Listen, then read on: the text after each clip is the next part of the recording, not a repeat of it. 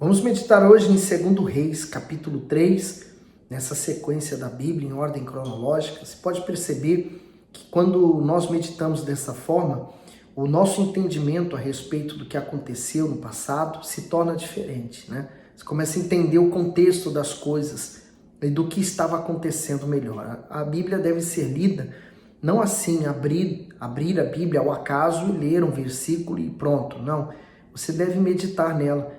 Eu estou mostrando apenas um pouco de como nós devemos fazer. Agora, você deve aplicar mais o seu coração em conhecer e buscar conhecer mais a esse Deus. Vamos, antes de começar a meditar, vamos pedir a direção? Ó Deus, em o nome do Senhor Jesus Cristo, eu peço que o Senhor fale conosco, nos dando e abrindo o nosso entendimento para aquilo que o Senhor quer falar com a gente. Eu entrego essa meditação nas tuas sagradas e santíssimas mãos. Amém. Versículo 1. E Jorão, filho de Acabe, começou a reinar sobre Israel, em Samaria, no 18º ano de Josafá, rei de Judá, e reinou 12 anos. E fez o que era mal aos olhos do Senhor, porém, não como seu pai, nem como sua mãe, porque tirou a estátua de Baal que seu pai fizera. Contudo, aderiu aos pecados de Jeroboão, filho de Nabate, com o que fizera Israel pecar, não se apartou deles. O comentário diz, fez o que era mal aos olhos do Senhor. Embora Jorão tenha removido a estátua de Baal que Acabe e Jezabel havia levantado, continuou a cometer os mesmos pecados que eles. O rei diminuiu a idolatria, mas não a baniu de Israel. Seus atos visavam ter aprovação popular e apoio de Josafá, rei de Judá. Isso significa que não adianta fazer o que é certo com a intenção errada. Muito menos corrigir um aspecto da vida e deixar vários outros em desacordo com o que o Altíssimo determina. Então, eu também imagino, né? Depois do desafio que Elias fez, o crédito de Baal também deve ter caído por terra, né? A coisa não ficou muito boa para Baal, mas eu acredito que seja isso também. Mas ele não fez completamente certo, fez meio certo. Meio certo não é certo. No 4. Então, Mesa, rei dos Moabitas, era criador de gado e pagava de tributo ao rei de Israel com 100.000 cordeiros e 100.000 carneiros com sua lã. Sucedeu, porém, que morrendo Acabe, o rei dos Moabitas, se rebelou contra o rei de Israel. Por isso o rei Jorão, ao mesmo tempo, saiu de Samaria e fez revista de todo Israel. E foi e mandou dizer a Josafá, rei de Judá, o rei dos Moabitas se rebelou contra mim. Irás tu comigo à guerra contra os Moabitas? E disse ele, subirei, e eu serei como tu, o meu povo como o teu povo, e os meus cavalos como os teus cavalos. Então ele disse, por que caminho subiremos? Então disse ele, pelo caminho do deserto de Edom.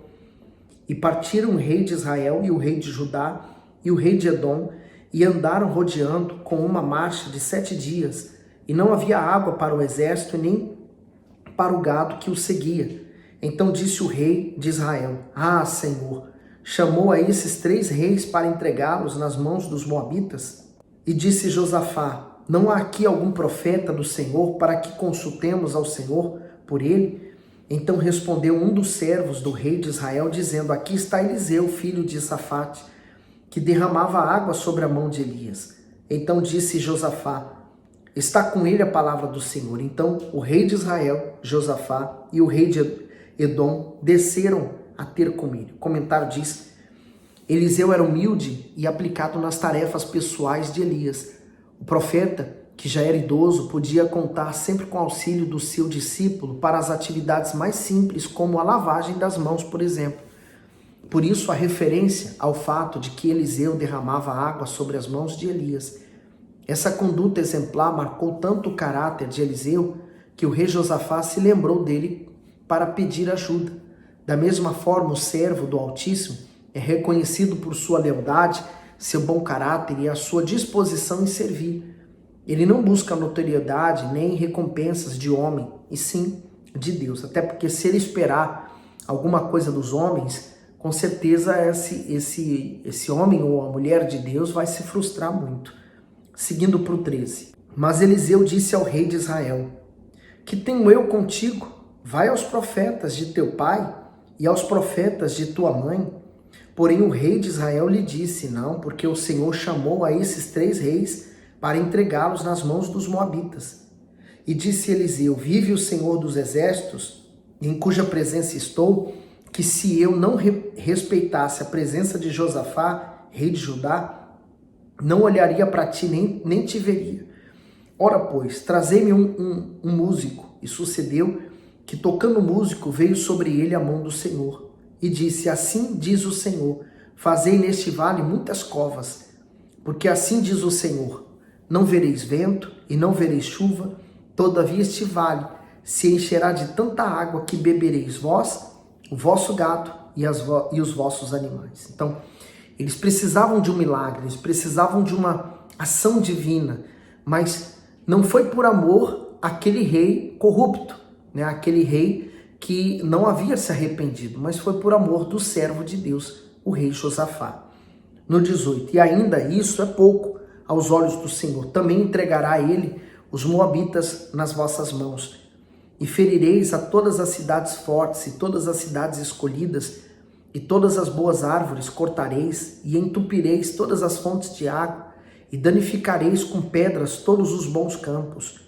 E sucedeu que pela manhã, oferecendo-se a oferta de alimentos, eis que vinham as águas pelo caminho de Edom, e a terra se encheu de água. Então, eles precisavam crer na promessa de Deus através do profeta, cavar os buracos, ter certeza que aquela água viria, mesmo que não houvesse sinais de chuva, mas eles tinham que crer que Deus iria manifestar o poder dele através do seu servo. E Deus cumpriu com a palavra. No 21, ouvindo, pois, todos os moabitas que os reis tinham subido para pelejarem contra eles, convocaram a todos os que estavam em idade de cingir cinto, e daí para cima, e puseram-se às fronteiras. E levantando-se de madrugada e saindo o sol sobre as águas, viram os moabitas de fronte deles, as águas vermelhas como sangue, e disseram, isto é sangue. Certamente os reis se destruíram a espada e se mataram um ao outro. Agora, pois, apressa, moabitas. Porém, chegando eles ao arraial de Israel, os israelitas se levantaram e feriram os moabitas, os quais fugiram diante deles e ainda entraram nas suas terras, ferindo ali também os moabitas. E arrasaram as cidades, e cada um lançou a sua pedra em todos os bons campos, e os entulharam, entupiram todas as fontes de água, e cortaram todas as boas árvores, até que só em Kir-Harazete deixaram ficar as pedras. Mas os fundeiros a cercaram e a feriram. Mas vendo o rei dos moabitas que a peleja prevalecia contra ele, tomou consigo 700 homens que sacavam espada para romper contra o rei de Edom, porém não puseram. Então tomou o seu filho primogênito, que havia de reinar em seu lugar, e o ofereceu em holocausto sobre o muro, pelo que houve grande indignação em Israel. Por isso retiraram-se dele e voltaram para sua terra. O comentário diz, Mesa, rei dos Moabes, entregou o filho primogênito, futuro sucessor ao trono, como sacrifício ao falso deus Quemos, que intenção era fazer com que o seu exército vencesse a guerra. Em 1868, arqueólogos encontraram a pedra moabita, onde os sacrifícios humanos eram realizados. Nela havia manuscrito do próprio rei Mesa, contendo nomes de cidades moabitas e a descrição das atrocidades cometidas por ele. Assim como o filho de Mesa, muitos filhos são prejudicados devido à decisão errada dos pais. Outros crescem sem nenhuma direção espiritual, por isso fracassam quando se tornam adultos. Aqueles, porém, que recebem dos seus pais a fé no Altíssimo, têm oportunidade de fazer boas escolhas e assim construir sua vida sem sofrimento. Cabe aos pais analisarem que tipo de legado tem passado aos filhos. Por isso o conselho que eu dou é que você transmita a fé para os seus filhos, aquilo que está escrito, mas você também tem que praticá-lo, que o maior exemplo a ser dado aos filhos é o que você faz. Segundo Reis 4. E uma mulher das mulheres dos filhos dos profetas clamou a Eliseu dizendo, meu marido, teu servo, morreu, e tu sabes que o teu servo temia o Senhor, e veio o credor para levar os meus 2 filhos para serem servos. Então essa viúva tinha um grande problema. Primeiro que o marido dela era servo, então um sacerdote, um levita, enfim, mas deixou uma dívida. E o credor veio cobrar, não tendo o dinheiro, os filhos serviriam como escravo até pagar a dívida. O bispo Macedo escreve assim: o meu marido, teu servo, a mulher que falava com Eliseu havia perdido o marido, que era um servo fiel do profeta. A ela só sobraram dívidas e dificuldades a ponto de os credores ameaçarem levar seus 2 filhos para serem vendidos como escravos, o que era permitido pela lei.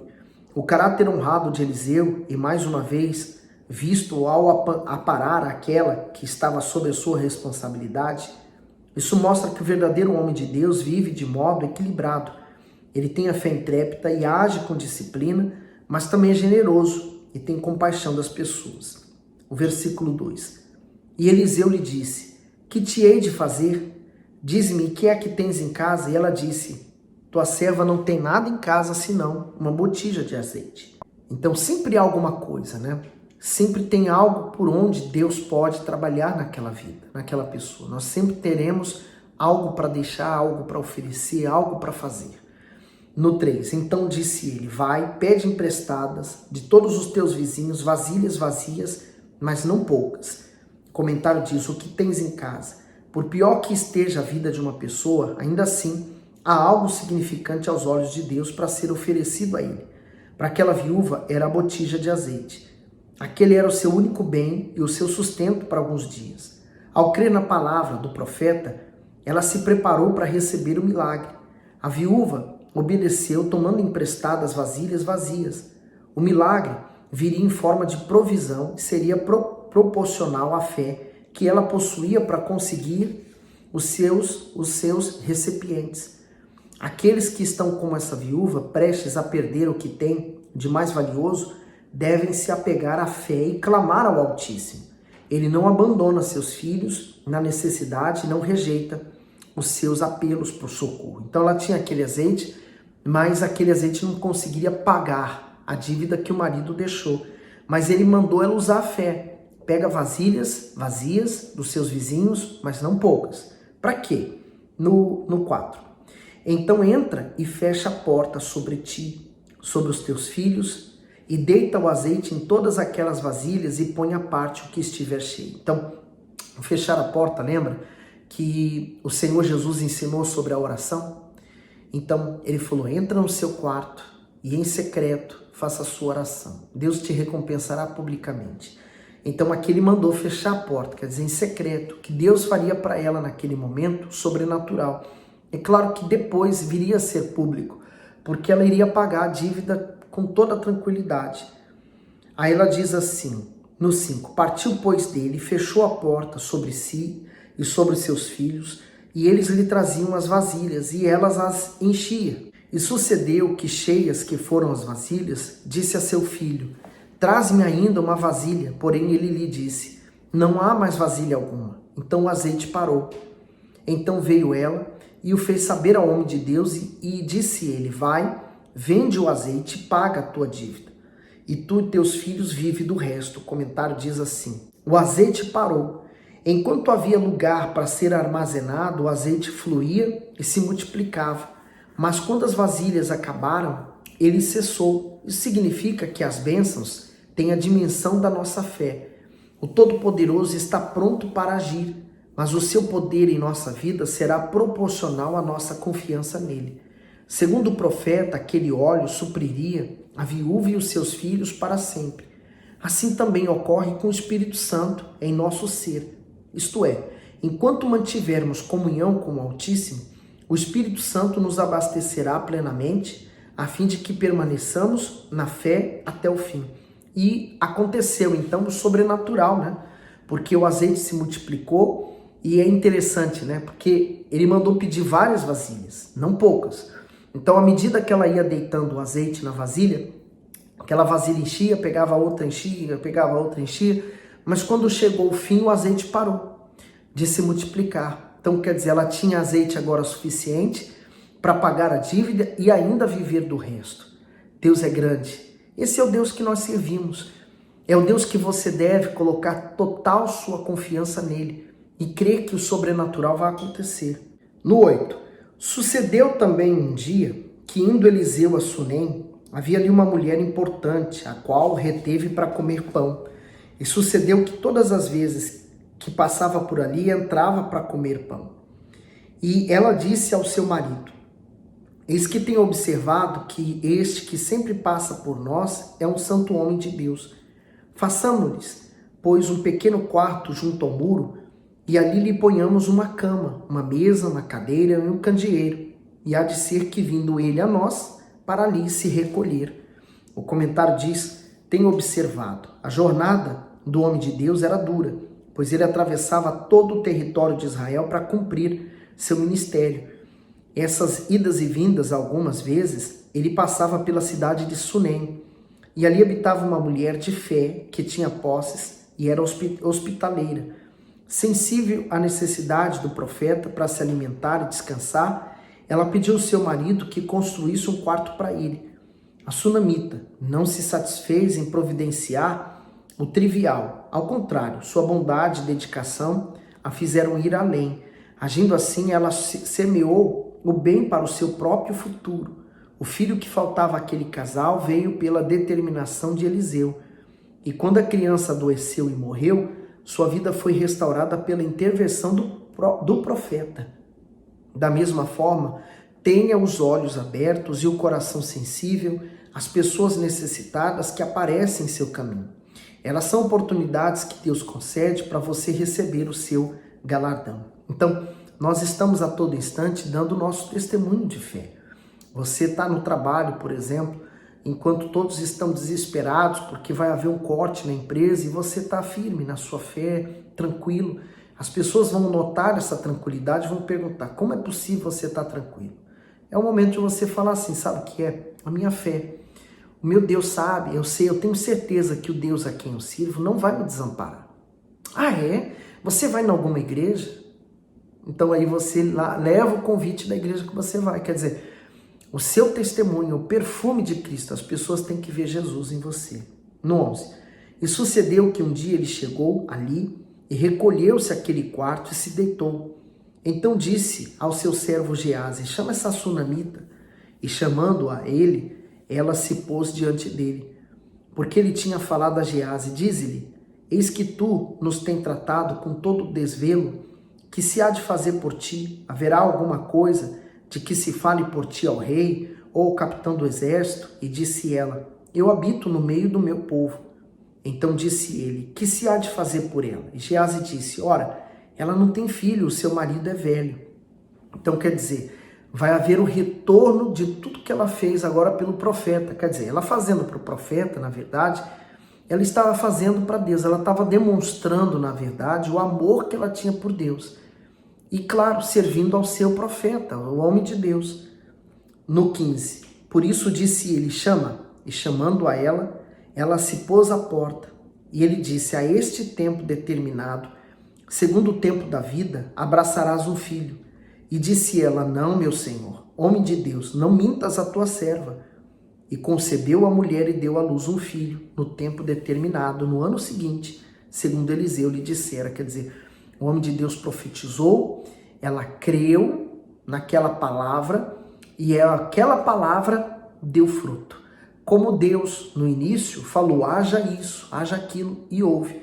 Então a palavra traz à existência o que não existe. A palavra manifestada com a fé.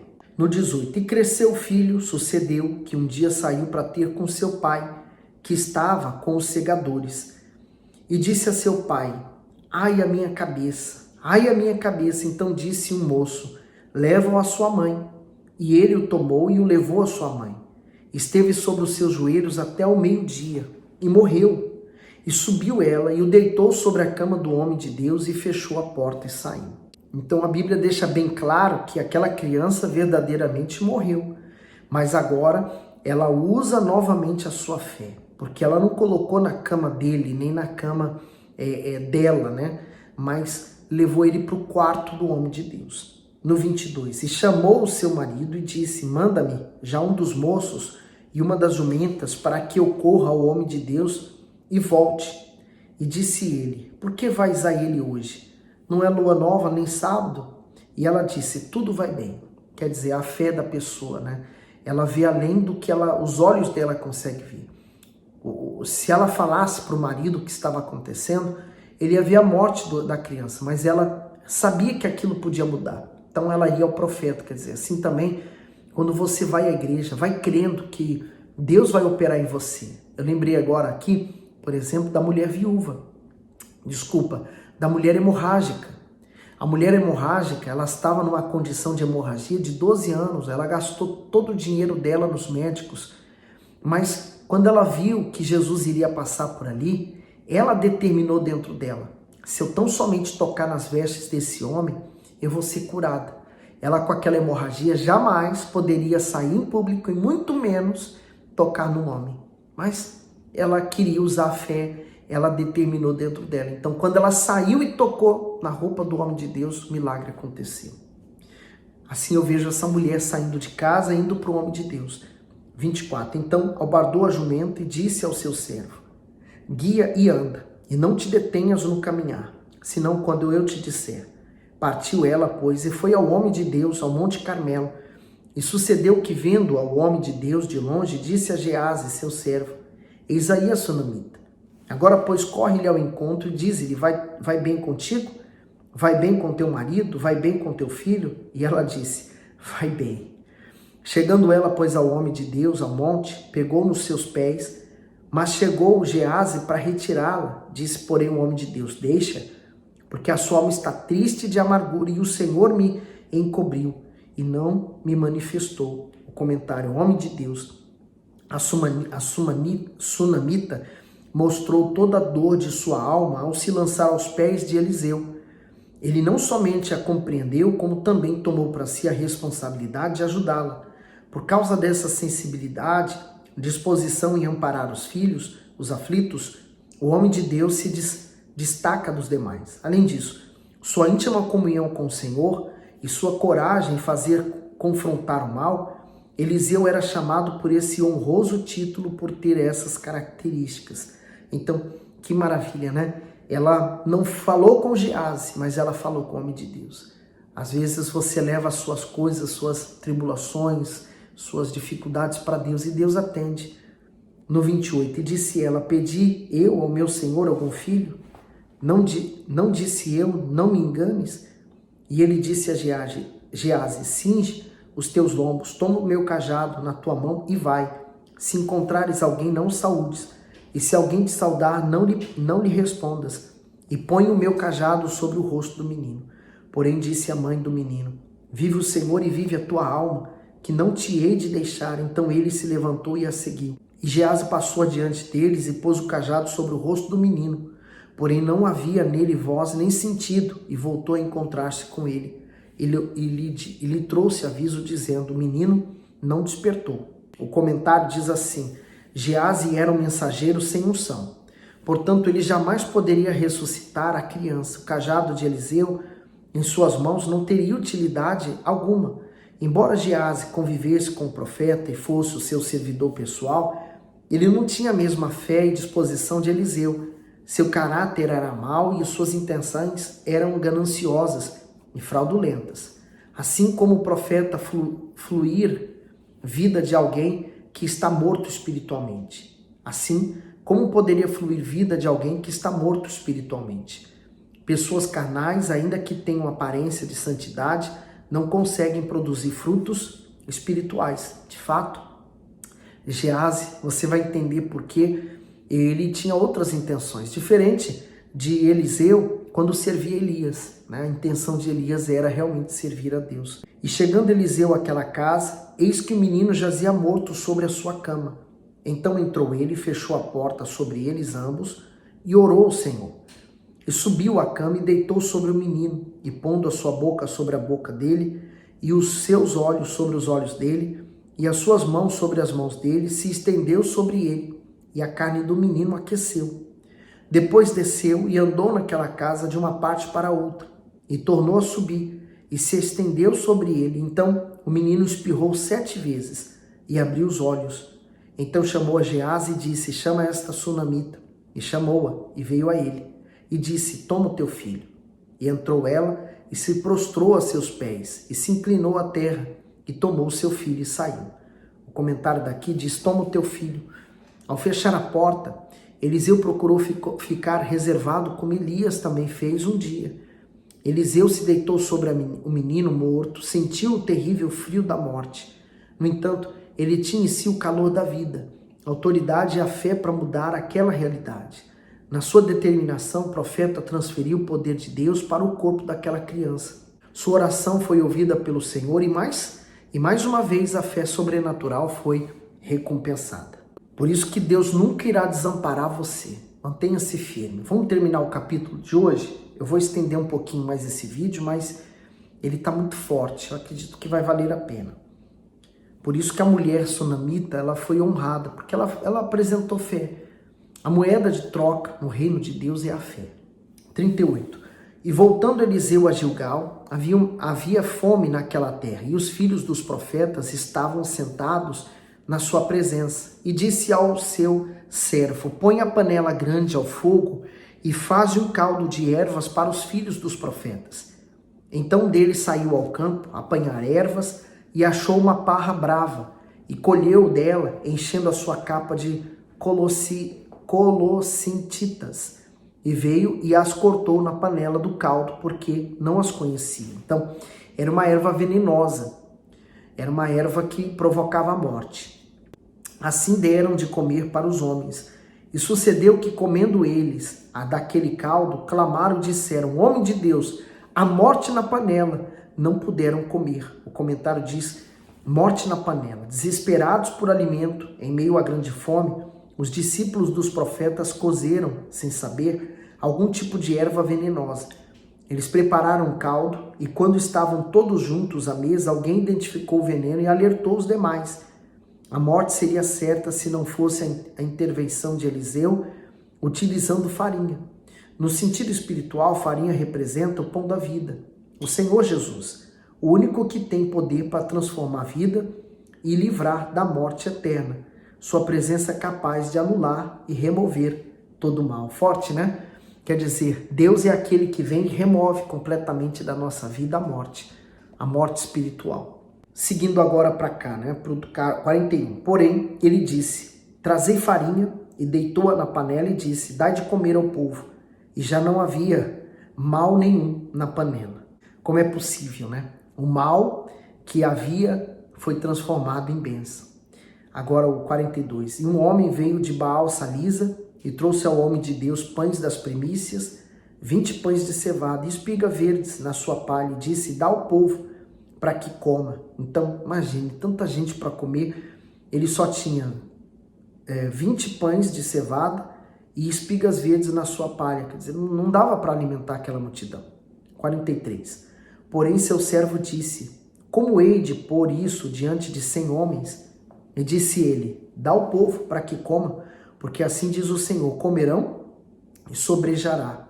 Então lhe pôs diante e comeram, e ainda sobrou, conforme a palavra do Senhor. O comentário final diz: Baal Salisa era uma cidade que tinha Baal como padroeiro.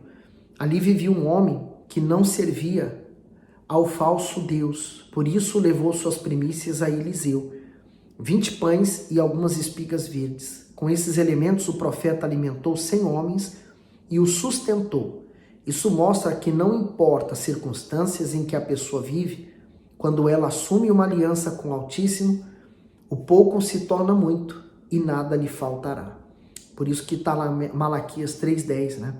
Abrirei a janela dos céus e derramarei sobre ele bênçãos sem medidas. Mas é necessário, para que essa bênção seja derramada na minha vida, eu agir minha fé, devolvendo a Deus o dízimo e também manifestando minha fé através da prova com Deus. Tá aí a oferta e os dízimos, tá bom? E aí, o que você achou dessa história, né? Forte, né? Quer dizer, a panela trazia morte, foi tirado. Aquela comida não daria para alimentar 100 homens. Porém, o homem de Deus usou a fé e falou: pode dar, que ainda vai sobrar. E sobrou. E a palavra que sai da sua boca, ela tem sido verdadeira? Quando alguém procura a tua ajuda e você profetiza, né, na fé e fala: olha, vai porque vai dar certo, eu vou orar por você, Deus vai ser com você. Quando você faz isso, dá certo? Creia, minha amiga, meu amigo, Deus é com você e Ele também é com a sua boca. Coloca nos comentários o que você achou e manda esse vídeo para alguém. Vamos evangelizar através desse vídeo também, tá bom? E não deixa de dar o seu gosto. Fique bem.